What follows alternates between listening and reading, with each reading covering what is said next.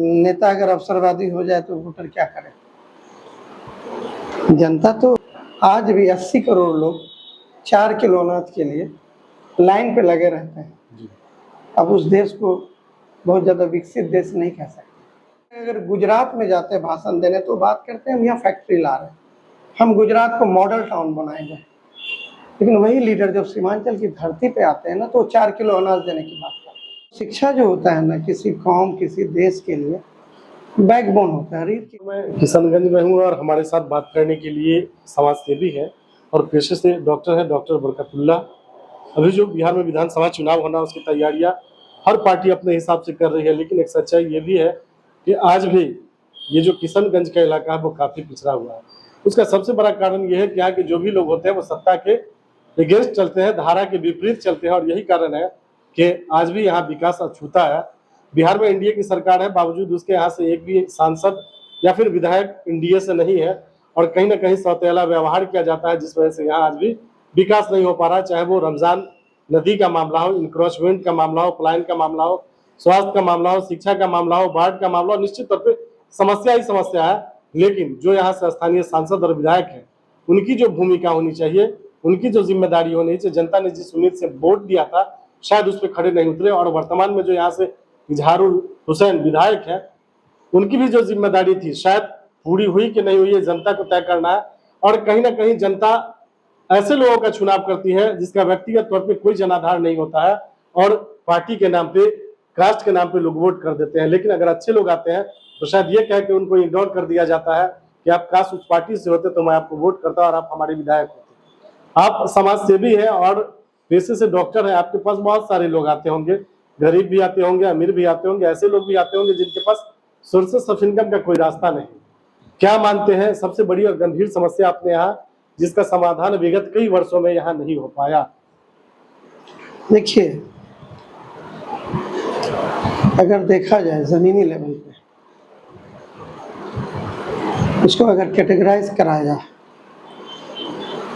तो यह सबसे बड़ी समस्या है तालीम की। जी। यहाँ की लगभग 80% आबादी मुस्लिम है जी। और आप एजुकेशन के रिगार्डिंग देख लीजिए तालीमी एतबार से यहाँ कितने लोग एजुकेटेड हैं। और शिक्षा जो होता है ना किसी कौम किसी देश के लिए बैकबोन होता है, रीढ़ की हड्डी होती है।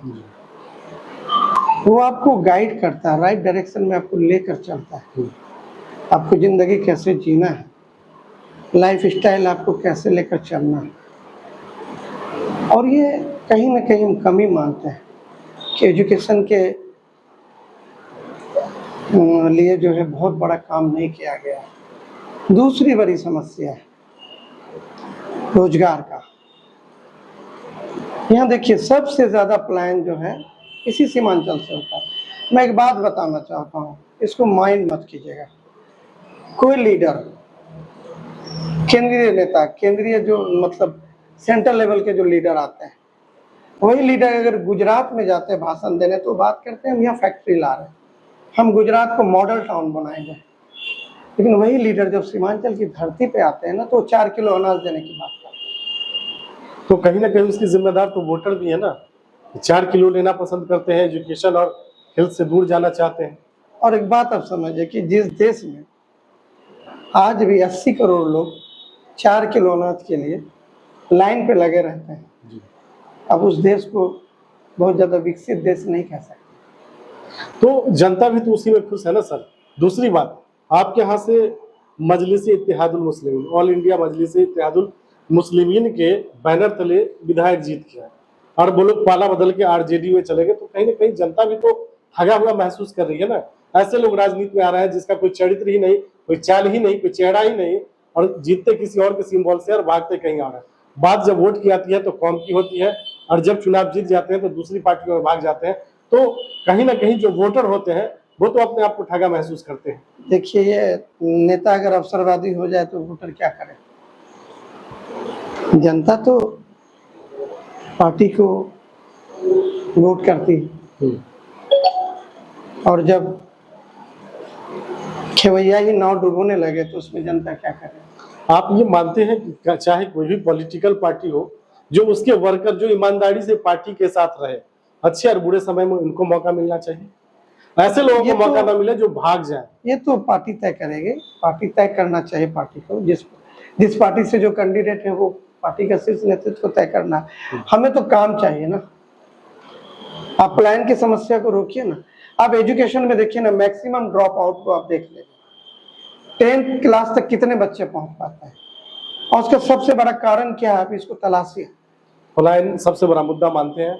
पलायन और बेरोजगारी। बाप चाहता है कि बेटा मेरा 16 साल का हो तो काम में मेरा हाथ बताए, मेरे को वो सपोर्ट करे।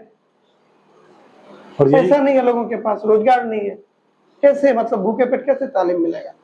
जो अभी वर्तमान विधायक है आपके किशनगंज के, उनका जो कार्यकाल रहा 5 वर्षों का, उससे आप संतुष्ट हैं? हम इसमें कोई कमेंट नहीं करना चाहते हैं, जी। ये आप जनता से पूछिए। As a voter, as a voter तो हम सेटिस्फाइड नहीं हैं इनसे। जो जिम्मेदारी इनको मिली थी, शायद आपको उसको जिम्मेदारी दिया गया तो आप जिम्मेदारी नहीं निभाए तो उनको satisfied- नहीं निभा पाए, ये मानते हैं आप? बिल्कुल। 2025 का जो विधानसभा चुनाव है, क्या लगता है कैसे लोगों को मौका मिलना चाहिए? पढ़े लिखे नौजवानों को मौका मिलना चाहिए, या ऐसे लोगों को मौका मिलना चाहिए जिनका कुछ भी वजूद नहीं हो और किसी भी तरह कहीं से आते हो और चुनाव लड़ जाते हो? किनको मौका मिलना चाहिए? देखिए, चुनाव तो भाई सबका राइट है, जो चाहे लड़ सकता है, लेकिन ये जनता तय करेगी ना कि मुझे किसको चुनना चाहिए, कौन मेरी बात करता है। किशनगंज की जनता से आप क्या अपील करेंगे? अच्छे लोगों को चुनकर भेजे। अच्छे लोगों में डॉक्टर बरकतुल्लाह भी हो सकते हैं क्या? अगर चुनेंगे तो हम भी हो सकते हैं, अगर मुझे इरादा हुआ लड़ने का तो डॉक्टर बरकतुल्लाह इंडिपेंडेंट आएंगे या किसी पार्टी के बैनर तले? अभी वैसा कोई ये नहीं है, अगर वैसा मौका होगा तो बता दें। मौका मिला तो निश्चित तौर पे हाँ, देखा जाए। जिम्मेदारी निभाने को आप तैयार हैं? हम हमेशा तैयार हैं। मैं इस किशनगंज की समस्या को ना बहुत नजदीक से मैंने देखा जी। मेरे पास ऐसे ऐसे भी लोग आते हैं ना कि हम उसको एक्सप्लेन नहीं कर सकते। यहाँ बहुत जरूरत है। तो ये मानते हैं कि राजनीति में अच्छे लोगों की जरूरत है शुरू से। चलिए, डॉक्टर बरकतुल्लाह साहब, हमसे बात करने के लिए बहुत बहुत शुक्रिया। बहुत धन्यवाद। ये थे डॉक्टर बरकतुल्लाह, जो समाज सेवी है और पेशे से अर्थों के डॉक्टर हैं। और निश्चित तौर पे यहाँ जो लोगों की भीड़ है उससे यह अंदाजा लगाया जा सकता है कि इस क्षेत्र में इनकी भूमिका क्या है। अभी जिस रूम में ये बैठे हैं, इतनी गर्मी में, इतनी टेम्परेचर में एक पंखा के सहारे हैं, और साफ तौर पे इनका कहना है कि जो हमारे लोग हैं, जो हमारी जनता है, अगर वो गर्मी में है तो हम भी उसके लिए तैयार हैं, और अगर उनके लिए हम सुविधा मुहैया करा पाए तो निश्चित तौर पे हम भी उसका लाभ लेना चाहेंगे। जो 2025 का विधानसभा चुनाव होना है उसमें हर पार्टी अपने हिसाब से तैयारी कर रही है, लेकिन किशनगंज के इलाके में जो 70% वोट है, मुस्लिम माइनॉरिटी का वोट है, निश्चित तौर पे माइनॉरिटी को इस बात का ख्याल रखना होगा कि आपके बीच ऐसे लोग भी चुनाव लड़ने आते हैं जिसको सोर्सेस ऑफ इनकम का कोई रास्ता नहीं होता है, और जब वो चुनाव जीतते हैं तो कहीं ना कहीं अपने परिवार के भरण पोषण के लिए सोचते हैं और आपके लिए नहीं सोचते हैं। और आपके बीच ऐसे लोग भी हैं जो पढ़े लिखे हैं, पेशे से चिकित्सक हैं और समाज सेवा की भावना से अगर आते हैं आपके बीच, तो आपकी जिम्मेदारी है ऐसे लोगों को मौका दे, ताकि आपकी जो मूलभूत समस्या है, चाहे वो स्वास्थ्य का हो, शिक्षा का हो, पलायन का हो, या फिर बेरोजगारी का हो, इनक्रोचमेंट का हो, या फिर जल जमाव की समस्या हो, निश्चित तौर पर उसका समाधान तभी संभव हो पाएगा जब इनके जैसे अच्छे लोगों को आप मौका देंगे। जो शरीफ लोग होते हैं, चरित्रवान लोग होते हैं, कहीं ना कहीं इस वजह से भी राजनीति में नहीं आना चाहते हैं। शायद जो अच्छे लोगों को वोटर यहाँ के पसंद नहीं करते हैं, तो कहीं ना कहीं वोटर भी इसके जिम्मेदार होते हैं। अगर एक बार आप अच्छे लोगों का चयन करते हैं और अच्छे लोग चुनाव जीतने के बाद कुछ काम करते हैं, एक लकीर खींचते हैं, तो निश्चित तौर पर उसके बाद जो भी लोग आएंगे वो आपके लिए सोचेंगे, आपके विकास के लिए सोचेंगे, तभी आपका विकास हो पाएगा, तभी सीमांचल का विकास हो पाएगा।